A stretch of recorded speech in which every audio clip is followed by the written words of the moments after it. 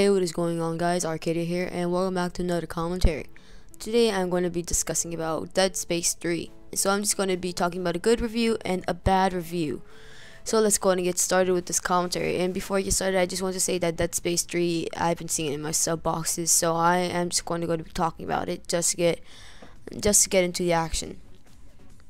So let's go ahead and start with the bad part first, just to get it over with. So I'm fairly disappointed with this game because it has too many bugs and glitches just to make this game not fun. Infinite ammo just from save quitting from the practice room. How did this pass QA? But the scavenger bot going missing, how did all this miss QA? Oh, but the microtransactions seem to be working just fine. It really shows where the company's priorities are these days, because back then you couldn't hotfix bugs with internet or DLC or online services. Your game had, I literally mean had to be in top condition before release, or you suffered from harsh criticisms and ratings from the public, because that's how games are rated.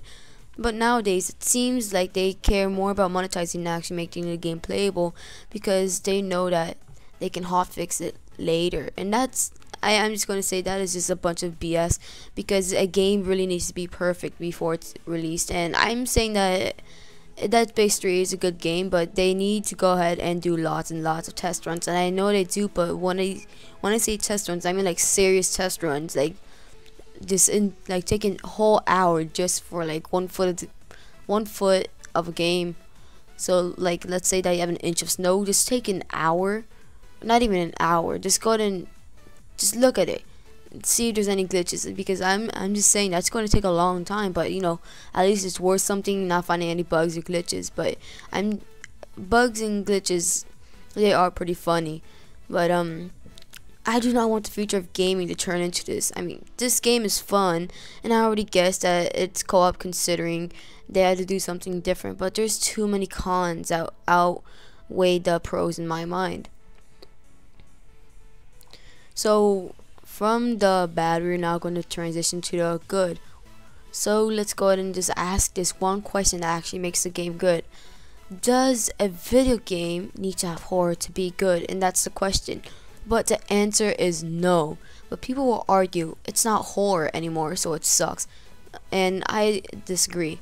Just because it changed from pure horror to a mix of action and horror doesn't mean it's bad. I bought the game and retrieved it on release day with my friend so we could play it online, and while we have not yet beaten the game, we enjoyed the gameplay thoroughly. The customization of weapons is quite fun, along with the need of resources and an overwhelming number of necromorphs to keep on your toes, as well as keep your eye on your ammo counter. The fear doesn't come from unkillable enemies or freaky enemies, but rather from the fact that you might die soon and have to start over from a checkpoint.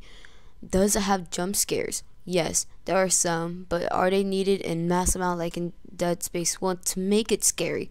No, the waves of enemies do that for you. Is a co-op a necessity? Kind of. I'm just going to say a 5 out of 10.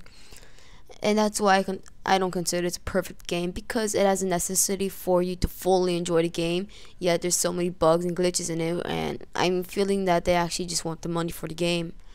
With that in mind, you definitely need a friend to team up with. The graphics are great.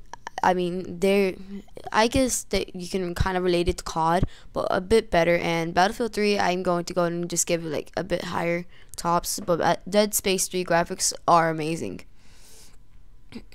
So, back on the topic. With that in mind, you definitely need a friend to team up with, as I said, because the graphics are great still, and there is just an atmosphere like Dead Space 1 and Dead Space 2 with the blood and writing on the walls. The side missions that give you a story for places and rewards for you exploring it, as well as the environment being torn and battered from the damage done. Overall, I consider the game to be a new experience, and if you just want horror, how to kill them, so without the mystery, the horror cannot be repeated. And it was instead set to side with some of the action and gunplay that makes the game enjoyable and fun for two people to get together, and in the words of the box are take down the terror together.